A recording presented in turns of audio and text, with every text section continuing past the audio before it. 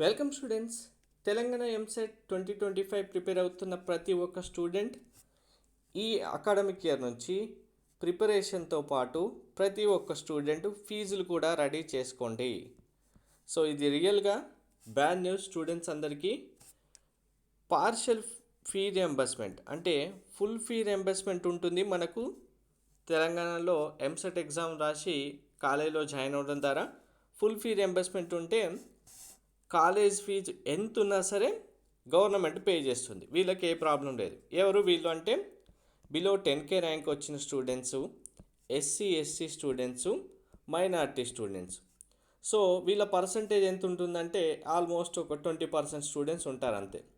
మిగిలిన 80% స్టూడెంట్స్ ఇప్పుడు below 10K ర్యాంకే అంటే అందరికీ రాదు కదా. ఇక్కడ బిలో 10K ర్యాంక్ రాకుండా మిగిలినగా ఉన్న బీసీ అన్ని category students, OC EWS students అందరికీ fee burden partial fee reimbursement మాత్రమే ఉంటుంది. ఈ partial fee reimbursement only 35K మాత్రమే ఉంటుంది. అంటే కాలేజ్ ఫీజు ఎంత ఎక్కువ ఉన్నా గవర్నమెంట్ 35,000 రూపీస్ మాత్రమే ఇస్తుంది. మిగిలిన fee amount students parents pay చేయాలి. ఇక్కడ ఇంత పర్టికులర్గా ఈసారి ఫీ రియంబర్స్మెంట్ ఎందుకు ముందు చెప్తున్నానంటే ఫీజులు అంతగా పెరగబోతున్నాయి. ఒక్కొక్క కాలేజీలో ఫీ అనేది 2 lakhs ఎబోగా ఉండబోతుంది.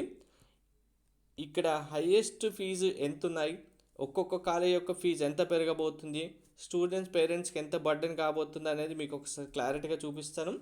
వీడియో స్కిప్ చేయకుండా చూడండి, లైక్ చేసి తప్పకుండా షేర్ చేయండి.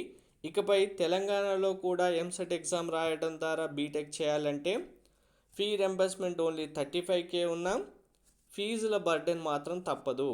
ప్రైవేట్ యూనివర్సిటీస్లలో ఎలాగైతే ఫీ పే చేసి జాయిన్ అవుతారో తెలంగాణ ఎంసెట్లో వచ్చే కాలేజీలో టాప్ కాలేజెస్ అన్నిటికీ ఫీ అనేది పెంచబోతున్నారు.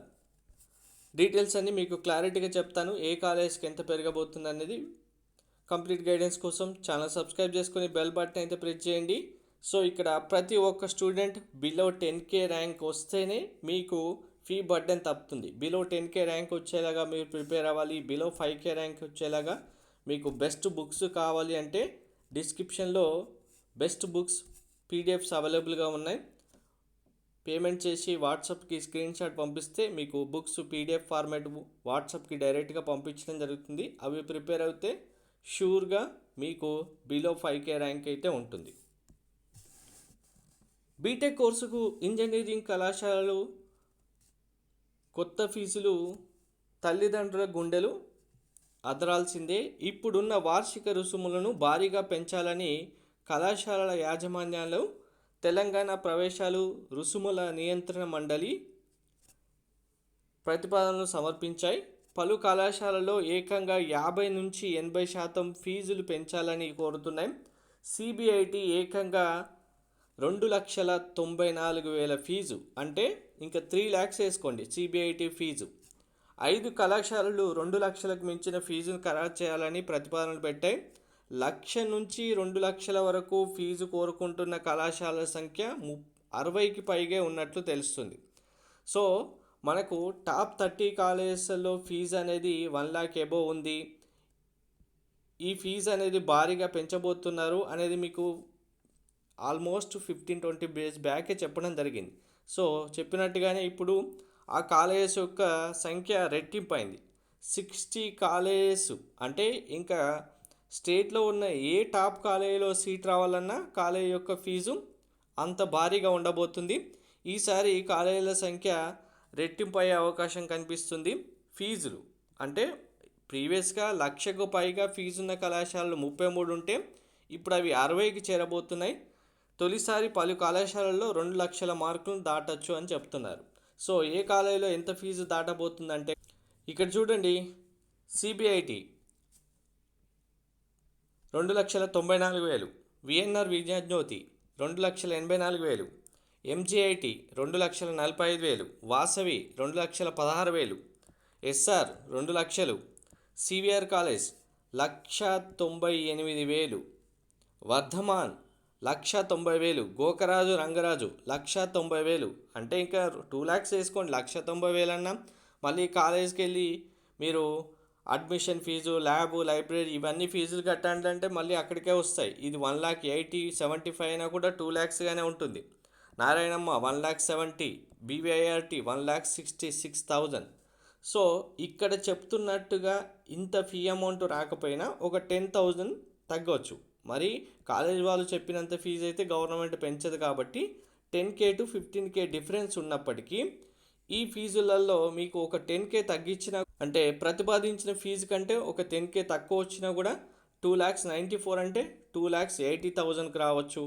వచ్చినా కూడా మీరు కాలేజీలో జాయిన్ అయ్యే టైంలో మళ్ళీ అడ్మిషన్ ఫీజు ఉంటుంది, lab, library, infrastructure, development fees ఇలా అన్నీ కలుపుకుంటే మరి అంతే ఫీజుకి వెళ్ళిపోతుంది. సో ఇకపై తెలంగాణలో ప్రతి ఒక్క స్టూడెంటు చదవాలి అంటే మినిమం మీ దగ్గర 1 ఇయర్కి కాలేజ్ యొక్క ఫీజే 2 లక్షల నుంచి 3 లక్షలు అవుతుంది. హాస్టల్ ఫీజు 1 లక్ష రూపాయలు అవుతుంది కన్ఫామ్గా. లక్ష అనేది తక్కువ, ఇంకా లక్షకు పైనే ఉన్నాయి కాలేజ్ యొక్క హాస్టల్ ఫీజు అనేవి. సో మినిమం మీ దగ్గర ఒక కాలేజీలో టాప్ 60 కాలేజెస్ నుంచి స్టార్ట్ చేస్తే టాప్ 1 వరకు మీరు చదవాలి అంటే కనుక మినిమం టు మినిమం హాస్టల్ ఫీజుతో కలుపుకొని మీరు చదవాలి అంటే 3 lakhs అయితే అవుతుంది.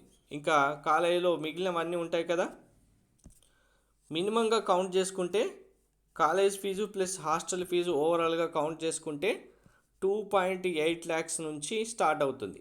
టాప్ 60 కాలేజెస్ అయితే ఇక కౌంట్ చేసుకోండి. మినిమం 2.7, 2.6 lakhs అయితే కన్ఫామ్గా కావాల్సిందే.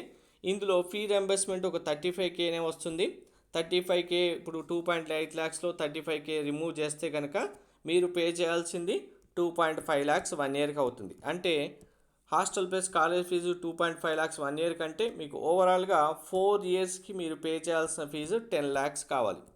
సో 1 ఇయర్కి 2.5 lakhs మినిమం మేము పే చేయగలుగుతాం అనుకున్న స్టూడెంట్కి మాత్రమే టాప్ 60 కాలేజీలో సీట్ వస్తుంది. అది కూడా అబోవ్ 10K ర్యాంక్ వచ్చిన స్టూడెంట్స్, ఓసీ, ఈడబ్ల్యూఎస్, ఓబీసీ అన్ని కేటగిరీ స్టూడెంట్స్ కాబట్టి ప్రతి ఒక్కరికి ఈ ఇయర్ బిలో 10K ర్యాంక్ వచ్చిన వాళ్ళే అదృష్టవంతులు. అలా ప్రిపేర్ అవుతేనే మీరు ఇంత ఫీజు సేవ్ చేసుకోగలుగుతారు. మీరు ఇప్పుడు కష్టపడి బిలో 10K ర్యాంక్ తెలుసుకుంటే మీ పేరెంట్స్కి 10 lakhs రూపీస్ మిగిలించిన వాళ్ళు అవుతారు. దీన్ని బట్టి ఆలోచించుకోండి ప్రిపరేషన్ ఎంత సీరియస్గా ఉండాలనేది. చదవడం పేరెంట్స్కి ఎంత బర్డెన్ అవుతుందనేది మీకు ఇక్కడ క్లియర్గా అర్థమై ఉంటుంది. ఫీజులను బట్టి చూస్తే మీకు WhatsApp, Telegram channel link description ఇచ్చాను. ప్రిపరేషన్ సంబంధించి ప్రతి ఒక్కరూ జాయిన్ అవ్వండి. ఈ ఫీజులపై మీ ఒపీనియన్ ఏంటి అనేది కామెంట్లో తప్పకుండా మెన్షన్ చేయండి. Thank you.